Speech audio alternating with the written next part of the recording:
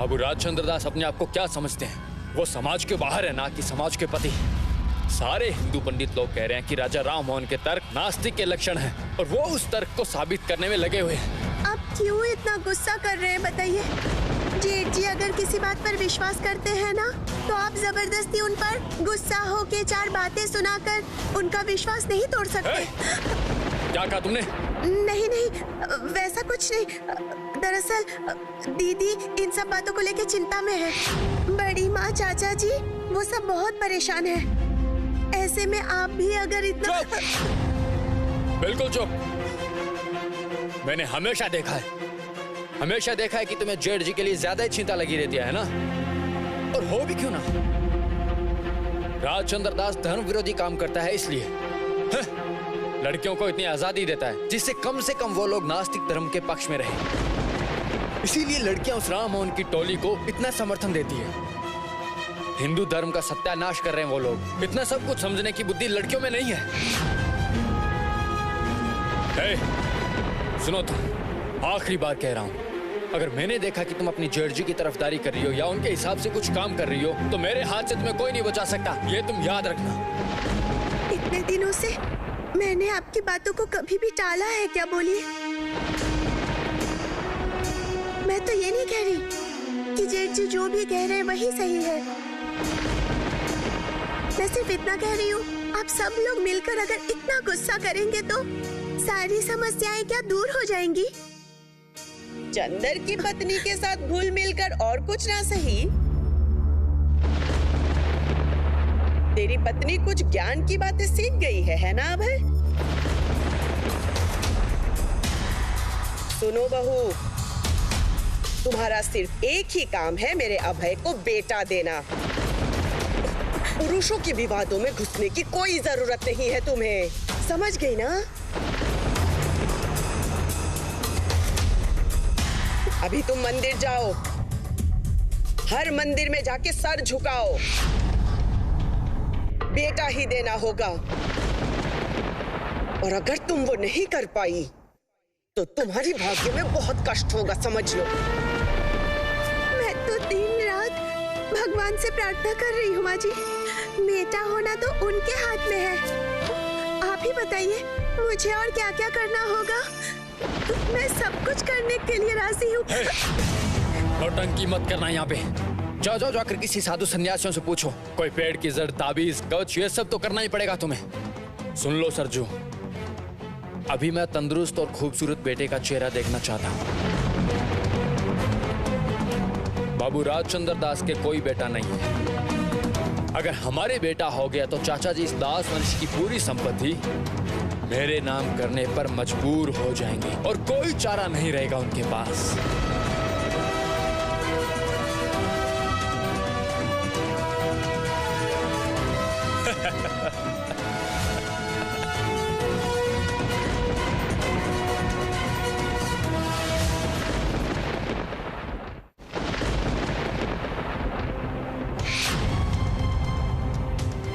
अभय का साहस देखकर मैं आश्चर्य हो रहा हूँ। वो खुद को क्या समझ रहा है? दिन ब दिन बदतमीज बनता जा रहा है और अपनी पत्नी के साथ अन्याय अत्याचार कर रहा है। रोज रात को वो घर से बाहर रहता है, रंगरलियां मना रहा है। उसके मुंह पर धर्म की बातें सब ढोंग है। आप थोड़ा शांत हो जाइए। माँ ने कहा ना आपको शांत होने के लिए। शांत हो जाइए। कैसे शांत हो जाऊं बताओ तो रानी? अभय तो हमारे परिवार का ही है। हर दिन वो गलत राह पर जा रहा है। ये देखने के बाद मैं कैसे चुप रहूं? वो मुझे अधर्मी कह रहा है। जिसको जो मर्जी बोलने दीजिए, इससे आप गलत नहीं बन जाते हैं। लेकिन रानी, मैं धर्म की बातों को सहन नहीं कर पाता। धर्म के नाम पे हिंदू ब्राह्मण लोग इस समाज पर कितना अन्याय कर रहे हैं। क्या अभय को इसका विरोध करना चाहिए कि नहीं?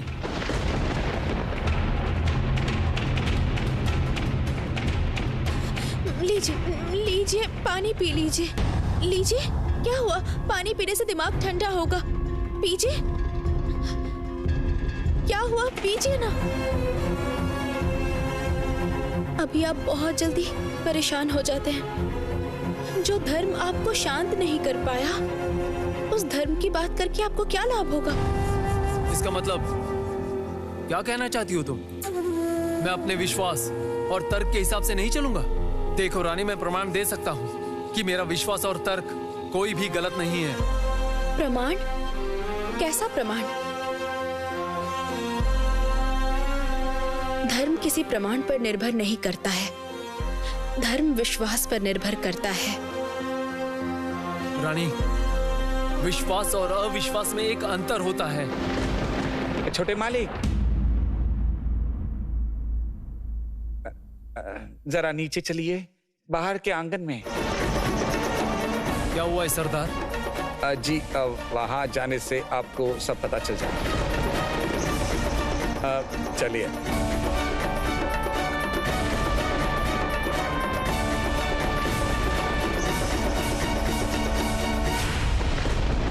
छोटी बहू, ओ छोटी बहू, जरा जल्दी नीचे चलो। नीचे कोई आई है और वो बहुत रो रही है। ये क्या कह रही हो? चलो नीचे चलो। हाँ हाँ चलो। बुलाओ बुलाओ, तुम लोगों के मालिक को बुलाओ तो जरा। मैं पूछती हूँ, इतने कम दाम में इतना बड़ा महल कैसे बनाया उन्होंने? ये जमीन जायदाद सब कुछ मेरी माँ का है। नीलू दासी तो मर गई है, लेकिन उससे पहले तुम लोगों के मालिक ने धोखेबाजी से मेरी माँ की जमीन ले ली थी। तेरी इतनी हिम्मत कि मालिक के बारे में ऐसी बातें कर रही है।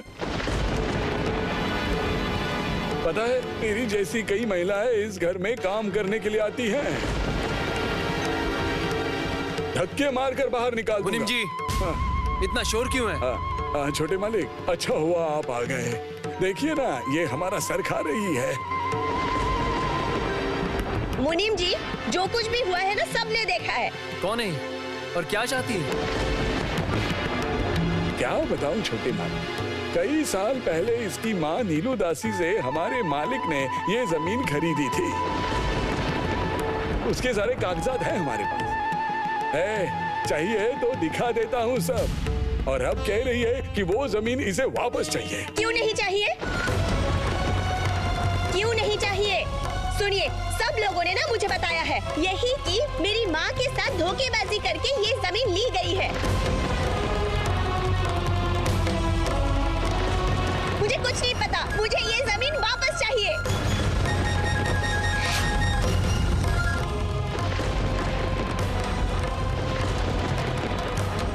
लेकिन अब मेरे पास घर बार कुछ नहीं है। अब मैं कहाँ जाऊंगी बताइए?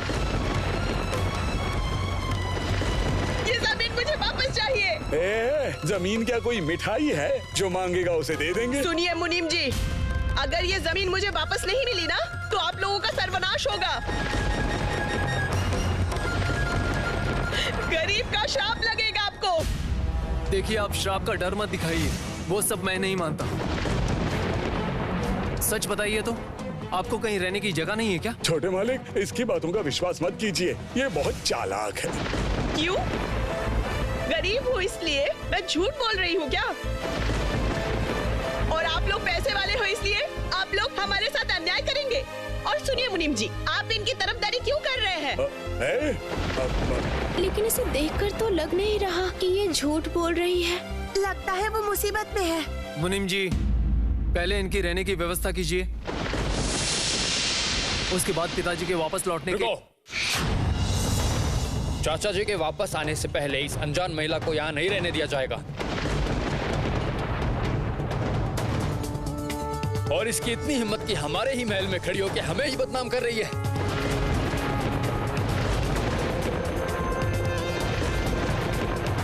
और हम लोग ये सब मूर्खों की तरह सुन रहे हैं। मुनीम जी, इस लड़की को यहाँ से निकाल दीजिए।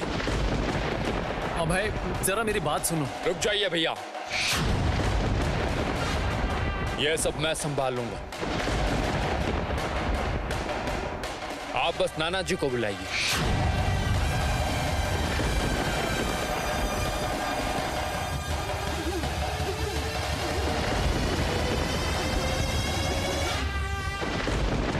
सुबाला, बतासी, इसे बाहर निकालो। ए, चलो चलो निकलो यहाँ से। मैं नहीं जाऊंगी।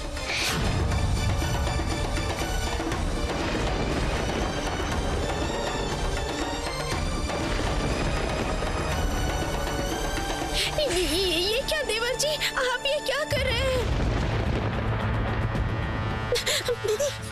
मत जाइए। उनका दिमाग बहुत गर्म है, आपको बुरा भला कह देंगे।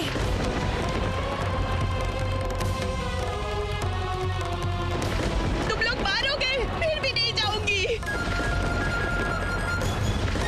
जमीन, गरीब की जमीन खा गए तुम लोग। छोड़ो मुझे, छोड़ो। मैंने कहा मुझे छोड़ दो।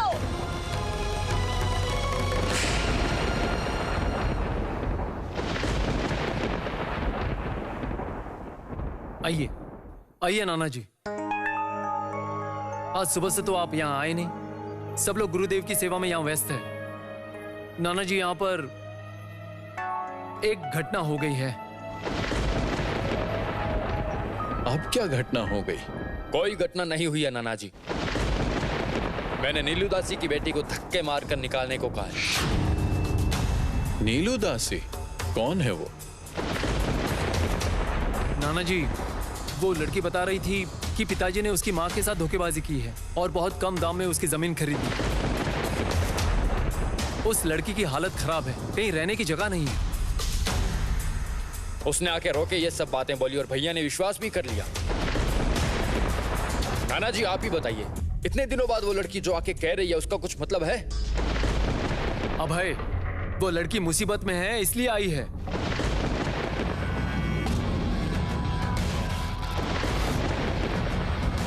रुको रुको रुको रुको, मुझे जरा ये मामला समझने दो। नीलू दासी की बेटी इतने सालों बाद? हाँ, वो भी जमीन के कारण आई है। सिर्फ इतना ही नहीं, यहाँ आके चिल्ला के बोल रही है कि चाचा जी ने उसकी माँ के साथ धोखेबाजी की है।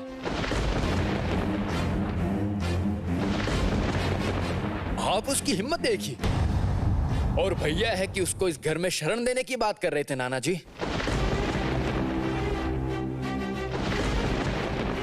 नाना जी, अब आप ही कुछ बोलिए। राम मोहन राय के प्रभाव के कारण भैया दुनिया की सारी लड़कियों को बेबस और लाचार समझते हैं। अभय, बिना मतलब की बातें मत करो। रुको चंदन,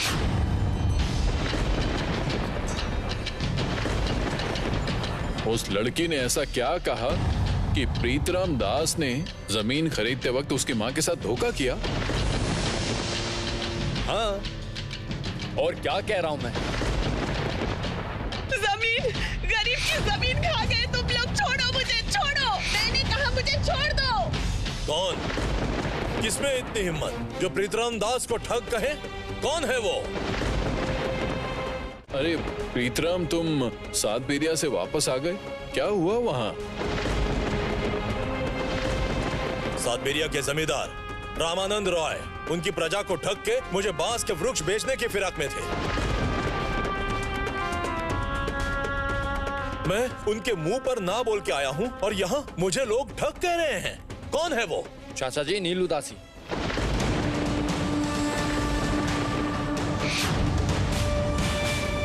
जिससे आपने ये जमीन खरीदी थी, उसकी बेटी यहाँ आके ये बातें बोल रही थी।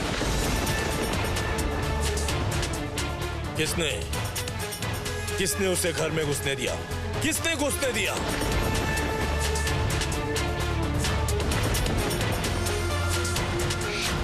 मुनीम, मुनीम!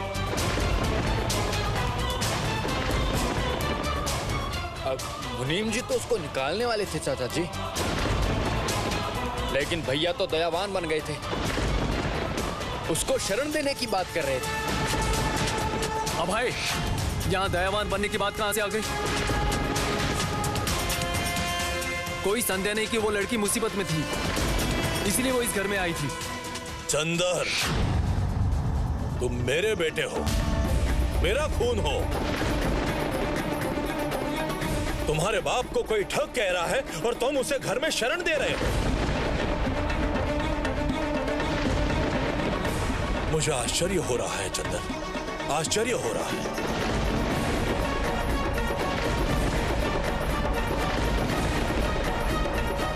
पिताजी तो बहुत गुस्सा हो गए हैं। कैसे कहूँ उनसे न्याय दिलाने की बात, लेकिन उस लड़की का क्या होगा?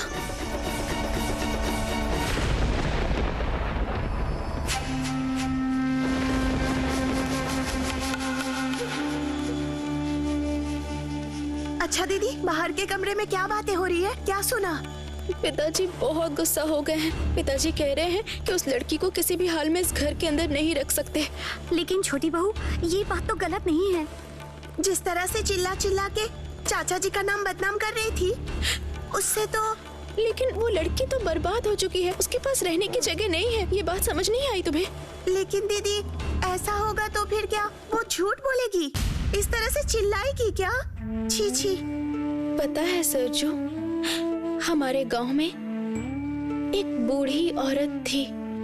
वो सबके साथ झगड़ा करती थी, कोई उसे पसंद नहीं करता था। मैंने एक दिन उसके घर में जाके देखा कि उसके पास खाने के लिए कुछ नहीं था। उसका घर बार सब कुछ उसके बच्चों ने छीन लिया था, फिर भी वो अपशब्द बोलती थी।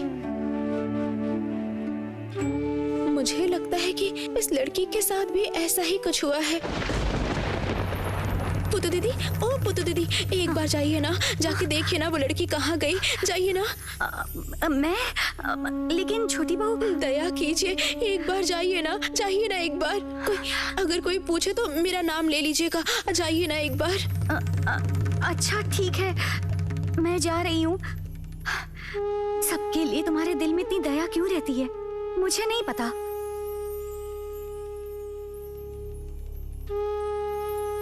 सच में दीदी, अब तो उसको जानती भी नहीं है, लेकिन फिर भी उसके लिए आप इतनी परेशान हो रही हैं, इस तरह से रो रही हैं आप। एक इंसान मुसीबत में है, बाहर पता नहीं कहाँ भटकती रहेगी। देखने से तो शादीशुदा लग रही थी, शायद उसके पति ने उसे स्वीकारा नहीं होगा। लेकिन दीदी, वो किसी को पता चला तो सत्यानाश हो जाएगा।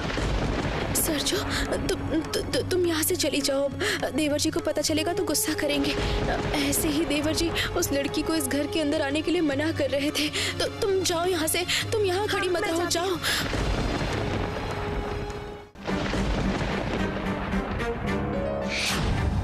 आप वापस लौट आए। सुना है बाहर के महल में कुछ शोरगुल हो रहा था। मैं तो पूजा घर में थी, इसलिए पता नहीं है। आके सुना, सोचा था एक बार देखने जाऊंगी। अच्छा, क्या हुआ है बाहर के महल में? नीलू दासी याद है तुम्हें? हाँ। इतने साल बाद उसकी लड़की इस घर में आकर चिल्ला रही थी। क्या कह रही थी पता है? मैंने उसकी माँ से धोखाधड़ी करके ये जमीन खरीदी है। क्या उस लड़की ने ऐसी बात बोली है? मुझे तो कुछ भी पता नहीं है। तुम्हें तो आजकल कुछ भी पता नहीं रहता माया। तुम्हें तो उसे अंदर महल में बुलाकर 2 थप्पड़ मार देने चाहिए। मेरे किसी दुश्मन ने उसे भेजा होगा मेरे विरुद्ध साजिश करने के। सुनिए, मेरी बात सुनिए। आप ऐसे गुस्सा मत कीजिए। गुरुदेव तो चले जाने वाले हैं, इसलिए उनके जाने का आयोजन कर रही थी, इसलिए पूजा घर माना महल में बार बार जाना पड़ रहा था। वो तो अभी माना महल में ही है, इसलिए इन सब के बीच में इस तरफ ध्यान ही नहीं दे पाई। आप गुस्सा मत कीजिए, मैं जरूर। बुआ जी, आपने सुना नीलू दासी की बेटी क्या कह रही है? सुना है, सब कुछ सुना है।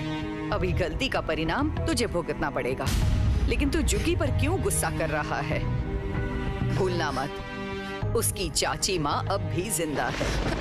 ओ चाची माँ, सुनिए ना, इनकी कोई गलती नहीं है। सच में मेरी ही गलती है।